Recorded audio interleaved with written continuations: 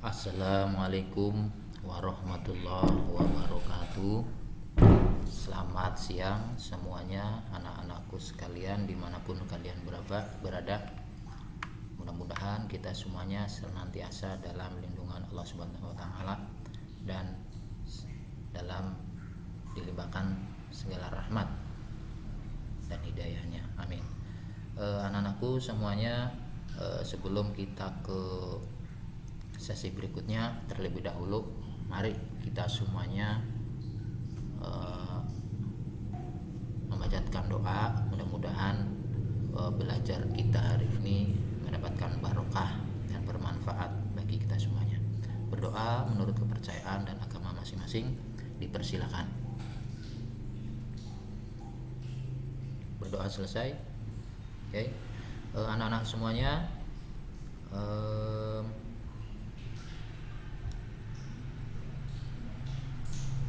sebelum kita lanjut, jangan lupa kalian absen dulu ya, absen di pelajaran PMSM kelas 12 ya. Jangan sampai kalian ikut belajar tetapi tidak mengisi absen, yang nantinya akan berpengaruh terhadap penilaian absensinya ya. Oke, anak-anakku sekalian ya, walaupun kita belajar jarak jauh, saya harap tidak menyurutkan semangat kalian. Kita bersama untuk belajar, menambah wawasan, menambah keterampilan, menambah ilmu. Anak-anakku sekalian, alhamdulillah untuk kesempatan sekarang, minggu ini adalah pertemuan yang kedua ya. Minggu yang lalu kita sudah bertemu ya, membahas sedikit tentang materi PMSM kelas 12 ya. Kita masih lanjut ya, yaitu mengenai kompetensi dasar analisis gangguan pada kepala silinder dan kelengkapan-kelengkapannya ya. Oke, minggu lalu sudah kita bahas tentang kompetensi dasar yang diajarkan di kelas 12 semester 5. Tujuan belajar sudah dibahas, kemudian untuk awalnya sini sudah dibahas, kemudian dasar troubleshooting minggu lalu sudah kita bahas ya, prosedurnya sudah kita bahas, jadi tidak perlu saya ulang kembali ya. Oke, kita lanjut langsung ke materi ya. Tolong diperhatikan, materi sekarang adalah mengenai gangguan pada kepala silinder ya. Kepala silinder ya, jadi kepala silinder itu ya bagian yang sangat krusial khususnya di mesin sepeda motor ya. Jadi tanpa kepala silinder mesin itu tidak bisa bekerja sama sekali. Makanya kepala silinder harus betul-betul ya, dia memiliki kemampuan dan kinerja yang baik supaya performa dari mesin nanti bisa lebih maksimal lagi ya. Anak semuanya, gangguan pada kepala silinder diantaranya adalah yang pertama ya. Pertama ini adalah tekanan kompresi di bawah standar atau terlalu rendah. Kemudian tekanan kompresi di atas standar atau terlalu tinggi ya. Jadi tekanan kompresi terlalu tinggi ataupun terlalu rendah itu tidak bagus. Karena apa? Ketika melakukan pembakaran, melakukan siklus kerja mesin ya, tekanan kompresi harus pada tekanan kompresi yang standar. Terlalu tinggi, terlalu rendah akan mengakibatkan performa dari mesin itu sendiri. Kemudian yang ketiga adalah adanya asap berlebihan. Kemudian yang keempat, suara atau noise berisik yang berlebihan dari komponen mesin ya. Kenapa bisa timbul berisik di komponen mesin ya? Karena di mesin itu sendiri komponennya sangat kompleks, banyak, saling berkaitan. Jadi kalau ada satu dua yang sudah mengalami keausan atau rusak, nanti akan mengakibatkan pasti suara berisik ya, ngelitik-ngelitik dan lain sebagainya ya. Kemudian 5, putaran stasioner tidak rata, stasioner langsam, naik turun, endut-endutan ya. Oke, kemudian di bawahnya gangguan pada kepala silinder pasti akan mempengaruhi performa mesin. Gangguan ini dapat didiagnosa dengan menggunakan tes kompresi atau kebocoran atau dengan meneliti suara berisik pada mesin. Jadi contoh dari kelima gangguan ini ya dapat diperiksa. Salah satunya adalah apa? Periksa dengan cara periksa tekanan kompresi. Ya, ini di nomor 1 dan nomor 2. Ya. Oke, kemudian nomor 3, 4, 5 ini dia menggunakan diteliti suara berisiknya dari mana. Makanya untuk melakukan diagnosa di gangguan ini, 5 ini contohnya, ya kalian harus mengerti dulu bagaimana sih cara diagnosa, bagaimana sih cara troubleshooting. Makanya sebelum materi ini minggu yang lalu saya ulas terlebih dahulu supaya apa? Dapat membantu untuk melakukan proses diagnosa mencari gangguan pada mesin khususnya kepala silinder. Ya, bisa dipahami ya, nyampe di sini ya. Ya. Oke. Kita lanjut slide berikutnya. Nah, ini kita ulang kembali sedikit materinya untuk konstruksi di kepala silinder. Jadi untuk materi kepala silinder dulu sudah diajarkan ketika kalian duduk di kelas 11, khususnya di awal semester pertama, semester 3, berarti awal semester 3, semester ganjil ya. Dulu kelas 2 atau kelas 11 sudah diajarkan. Saya sedikit ulas saja ya, tidak diulas semuanya ya, karena tujuan pembelajarannya kita sekarang untuk mendiagnosa ya, jadi hanya mengetahui dasar-dasarnya saja ya. Nah, di konstruksi kepala silinder saya buat ya berdasarkan dari siklus sepeda motor. Yang pertama adalah motor 2 tak atau 2 langkah. Nah, ini gambarnya seperti ini nih ya. Ini saya munculkan gambar ya, seperti ini gambarnya. Dia dilengkapi dengan ruang bakar ini yang ini coakan ya, dia ada coakan ya. Kemudian dudukan busi, nah di tengah-tengah coakan ini, nah, ini dudukan busi ya. Kemudian sirip pendingin, nah sirip yang ini nih, nah ini yang panjang-panjang, ini sirip ya, fungsinya dia untuk mendinginkan mesin ketika mesin itu bekerja ya. Kemudian lubang baut, nah ini ada 4 nih lubang baut, ini dari dalam ya, permukaan dalam, ini dari luar ya lubang bautnya ya. Oke, jadi dilihat dari konstruksi untuk mesin 2 tak 2 langkah, jadi sangat sederhana sekali untuk konstruksinya, sangat tipis seperti tutup kaleng ya, seperti tutup kaleng ya, sangat sederhana sekali ya. Memang fungsi dari kepala silinder juga salah satunya adalah sebagai penutup di ruang bakar ya. Kemudian kedua, motor 4 tak. Nah, motor 4 tak. Nah, ini yang banyak sekarang adalah digunakan tipe motor 4 tak. Kalau 2 tak sudah jarang sekali. Kenapa? Ya karena tidak memenuhi standar Euro ya, atau standar nasional Indonesia. Kenapa tidak masuk? Ya karena unsur daripada polusi udaranya untuk motor 2 tak itu sangat tinggi, sehingga apa? Akan mempengaruhi polusi udara khususnya di wilayah lingkungan kita ya. Anak-anakku sekalian, coba perhatikan di gambar ini ya. Kita lihat ini yang sebelah sini nih. Nah, ini contohnya kepala silinder ya. Ada ruang bakar, ini ruang bakar ya. Ada ruang bakar, kemudian dudukan busi ini. Nah, kalau motor 4 tak dudukan businya tidak di tengah-tengah, ada sedikit ke samping ya. Kalau 2 tak kan di tengah-tengah ini. Tapi kalau 4 tak rada sedikit ke samping ya untuk dudukan busi. Kemudian sirip 4 tak juga dilengkapi dengan sirip ini. Nah, ini dilengkapi dengan sirip. Nah, perlu kalian ketahui untuk kepala silinder yang dilengkapi dengan sirip, dia tipe pendinginannya, pelumasannya dia menggunakan oli ya, dia tidak menggunakan radiator. Kalau yang menggunakan radiator tidak ada siripnya, itu yang membedakan ya. Berikutnya lubang baut mesin. Nah, sama ini ada ya. Kalau motor 2 tak ada 4, tapi kalau 4 tak ada tambahan lagi di sampingnya, di sini ada 2 lagi ya, karena permukaannya tidak hanya permukaan di menutup kepala silinder, tapi di sini ada untuk komponen selainnya, yaitu untuk cam chainnya, untuk rantai keteng atau rantai sintriknya ya. Berikutnya mekanisme katup. Nah, ini saya munculkan gambarnya. Mekanisme katup apa sih? Nah, ini di sini apa saja sih? Nah, saya munculkan ya. Jadi pala silinder dia juga berfungsi sebagai tempat atau rumah atau dudukan dari mekanisme katup itu sendiri. Nah, jadi mekanisme katup dia tidak ditempatkan terpisah, dia ada di kepala silinder penempatannya. Komponennya apa saja?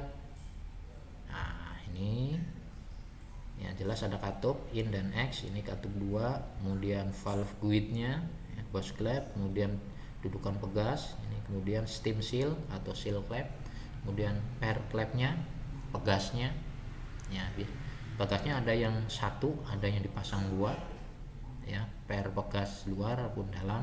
Kemudian ada penahan ini, berikutnya ada counternya, penguncinya, pinnya ya, pengunci klapnya ya. Kemudian atas dan bawah sama. Kemudian dipasangkan juga ini poros hubungan atau neken as atau camshaft ya, dia tonjolan ya. Kemudian ada pelatuk ya, rocker arm, kemudian pen pelatuknya ya. Berikutnya di sini adalah ADS, plat penahan, ADS auto decompression system ya. Oke, ini komponen-komponennya. Ini contoh gambar untuk komponen mekanisme katup yang SOHC ya.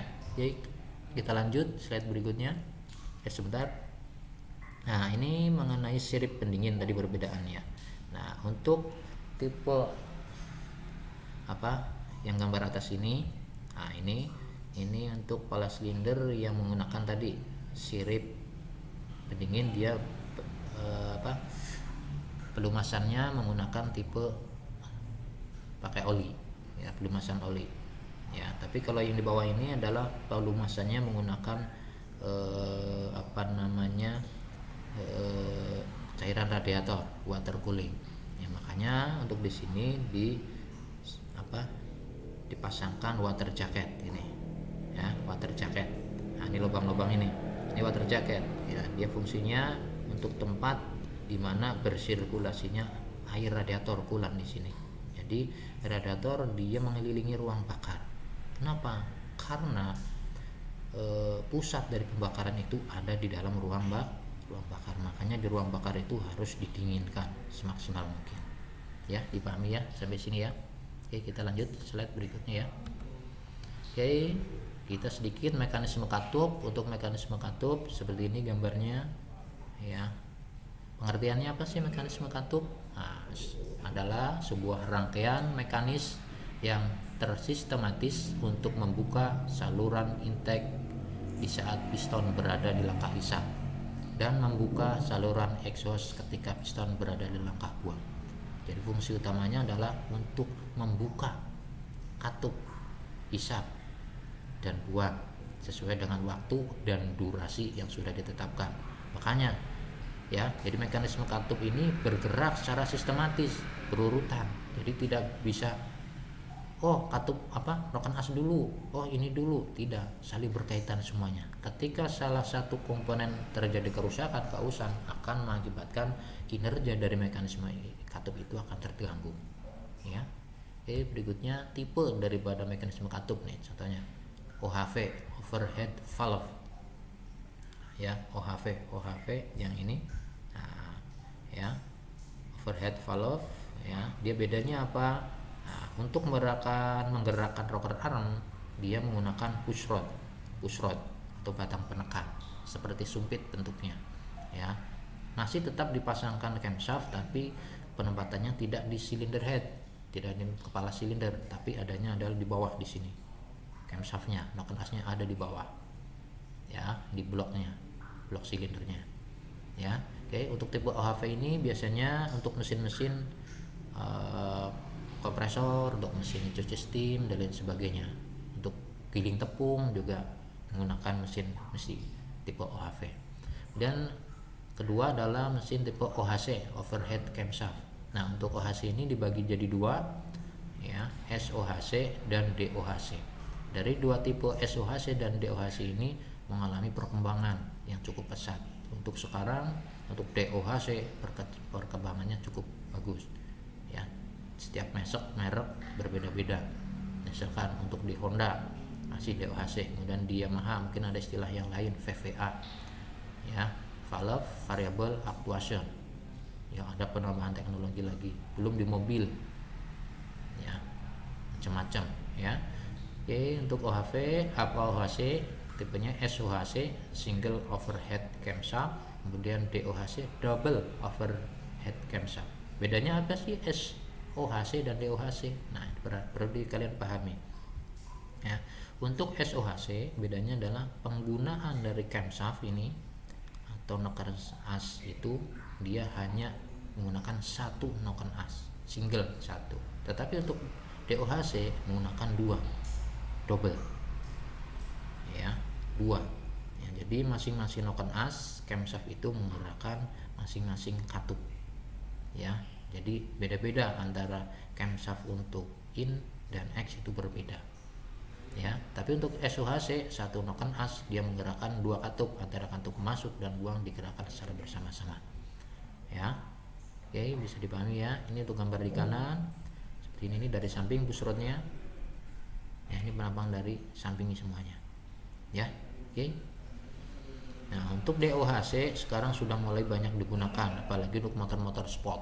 Untuk motor Honda mulai dari CBR 150 sampai ke atas. Biasanya DOHC digunakan untuk motor ber-cc besar. Tapi untuk SOHC untuk SCC kecil, bebek, matic biasanya.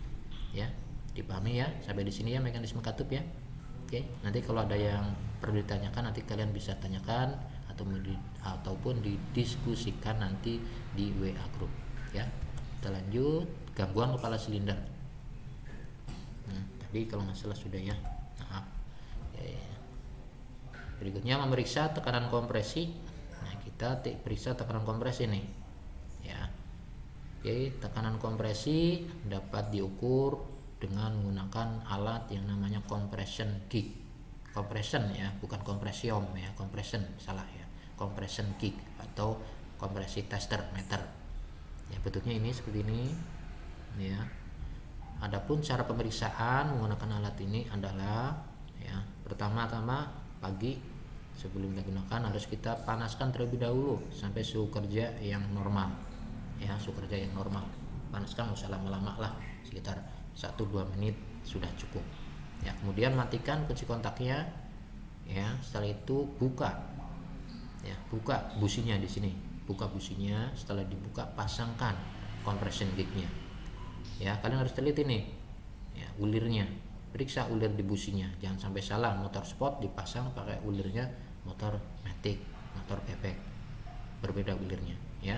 Setelah terpasang compression gauge-nya, lanjut putar gas ya, handle gas ya. Putar gas posisi penuh, mentok gas penuh, dan cuknya biasa terbuka, jangan ditutup cuknya ya. Setelah itu engkol mesinnya, engkol diselak berulang-ulang terus sampai jarum di sini dia tidak bergerak lagi ya, bergerak nambah maupun kurang ya, paham ya. Setelah diam diselak terus tapi dia diam, nggak naik nggak turun, berhenti, baru dibaca di berapa, ukuran berapa nih ya. Jadi setiap tipe di sepeda motor untuk tekanan kompresinya memiliki standar masing-masing, tetapi biasanya rata-rata standar ukurannya adalah 10 sampai 13 kg per cm kubik ya, maaf ya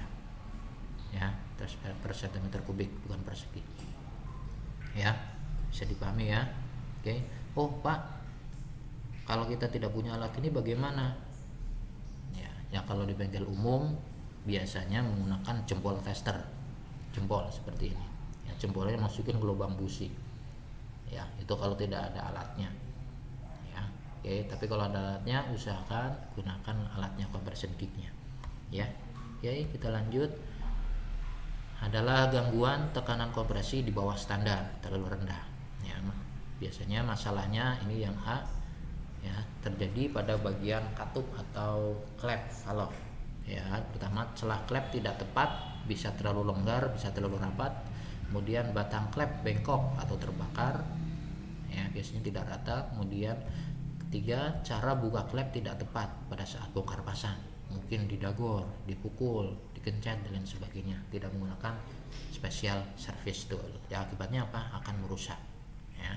Kemudian 4, dudukan atau setting klep aus tidak rata, setting klepnya valve width ya, otomatis akan koplak ya. Kemudian bekas klepnya patah atau lemah ya. Ini gambarnya di sampingnya nih. Nah, ini saya munculkan gambar penyetelan celah katup ya. Oke, ini ada kunci ringnya, ini penyetel klepnya untuk memutar baut penyetelnya, kemudian ini ada fuller gignya ya, ketebalannya ada nih tulisannya 0,15 mm. Jadi celahnya yang disetel adalah 0,15. Ini contoh di gambar ya. Jadi setiap tipe celahnya itu berbeda-beda ya. Oke, bisa dipahami ya. Kemudian yang kedua, masalah konstruksi kepala silinder ya. Yang pertama, gasket kepala silinder bocor atau rusak. Kemudian kedua, permukaan kepala silinder bengkok atau tidak rata ya. Oke, ini gambarnya nih ya. Gasket kepala silinder rusak. Nah, ini contoh permukaan yang tidak rata. Periksanya bagaimana sih? Nah, kita gunakan mistar baja ya. Kalau mistar baja ya buat terpas, ini buat tukang nih ya. Oke, gunakan fuller gig. Kita cari fuller gig yang ketebalannya dari paling tipis ya. Ini mistar baja kita tekan ke permukaan, kemudian kita selipkan nih fuller gignya ya, dari paling tipis sampai dia dapat mana yang tepat di celahnya ya. Oke. Kemudian gasket kepala silinder. Nah, di sini biasanya dihubungkan antara kepala silinder dan blok silinder, itu dipasangkan sekat, yaitu gasketnya. Lihat mungkin gasketnya yang sudah rusak, sudah keras ya, jadi akan mengakibatkan kebocoran ya di kompresi ya. Oke. Berikutnya masalah pada silinder, piston dan ring piston ya. Biasanya ring pistonnya aus ya, kemudian dinding silindernya aus baret, kemudian piston ring nyangkut di ring coatnya ya. Ini gambarnya di sini. Ini piston, contoh pistonnya ini yang hancur ya. Ini ringnya, ini coatnya. Nah, ini contoh katup klep yang bengkok, ini bengkok, ini patah nih ya, ini yang aus ya. Oke. Jadi biasanya gangguan yang terjadi di bagian kepala silinder dan silinder ini terjadi akibat apa? Pelumasan yang tidak maksimal ya. Bisa saja sudah ngebul sehingga apa? Kapasitas oli yang ada di dalam mesin dia berkurang, sehingga apa? Akan menyebabkan pelumasan tidak maksimal juga ya. Oke. Nah, berikutnya gangguan tekanan kompresi di atas standar atau terlalu tinggi ya. Ya, biasanya terjadi karena akibat dari banyaknya endapan karbon yang ada di kepala silinder sini, yang di ruang bakar ya. Terdapat endapan ya. Jadi tekanan kompresi terlalu tinggi atau mesin ngelitik atau terlalu panas terjadi akibat adanya endapan arang atau karbon yang berlebihan pada kepala silinder dan ruang bakar ya. Jadi endapannya ini di antara ruang bakar sini dan di atas pistonnya. Karena apa? Pembakaran terjadi di atas piston, jadi yaitu tepatnya di dalam ruang bakar ya. Jadi kenapa di sini ada engine knocking, mesin ngeliptik ya, adalah kondisi di mana muncul suara ketukan pada blok mesin saat mesin hidup. Peristiwa ini terjadi akibat adanya pembakaran yang terjadi sebelum busi menyala atau pre-ignition. Kondisi ini muncul karena suhu di ruang bakar saat langkah kompresi melebihi titik nyala bensin atau oktan ya. Oke. Untuk sekarang ya sudah ada di pasaran ya untuk membersihkan kerak karbonnya, arang karbonnya ya. Jadi kalau di dalam ruang bakar terdapat banyak kerak karbonnya akan mengakibatkan performa dari mesin itu akan terganggu. Makanya usahakan kerak karbon ini jangan terlalu tebal. Gimana caranya? Nah, kalian gunakan bahan bakarnya itu yang memiliki oktan yang bagus, kalau bisa yang agak lumayan lah ya. Premium titik oktannya 88, Pertalite 90, Pertamax 92 ya. Berbeda penggunaan antara premium dan Pertamax.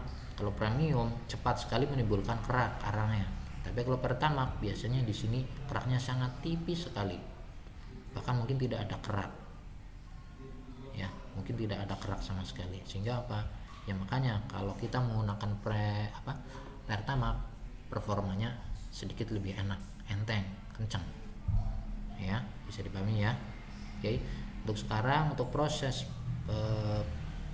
penghilangan kerak ini bisa menggunakan dengan penambahan cairan carbon cleaner ya. Ada dengan cara yang dimasukkan, dicampurkan di bahan bakar di tangki, ada juga yang diinfus melalui tabung infus ya. Oke. Berikutnya di kepala silinder gangguannya, untuk gangguan asap berlebihan di kepala silinder, komponen kepala silinder yang mungkin rusak sehingga menyebabkan adanya asap berlebihan. Pertama, rusaknya batang klep atau setting klep, kemudian rusaknya seal klep, valve steam seal. Kemudian cara perbaikannya adalah mengganti semua komponen tadi dengan yang baru ya. Nah ini bos klepnya nih, ini bos klep, setting klepnya nih, yang ini dua nih ya. Nah ini lubang, kalau lubangnya aus dia besar, otomatis akan timbul celah antara lubang ini dan batang klepnya ya. Oke, makanya kalau melakukan pembongkaran pastikan diperiksa ini sudah longgar atau belum ya. Berikutnya adalah valve steam seal, seal klep ya, seal klepnya ya. Oke, seal klepnya ini contohnya seal klep yang sudah aus, sudah rusak sehingga akan terjadi kebocoran. Nah ini klep karena pembakaran yang tidak sempurna akan mengakibatkan kerak yang terlalu tebal di sini ya. Siap ya. Berikutnya silinder, piston dan ring piston ya. Oke, biasanya penyebab adanya asap berlebihan karena rusaknya dinding silinder.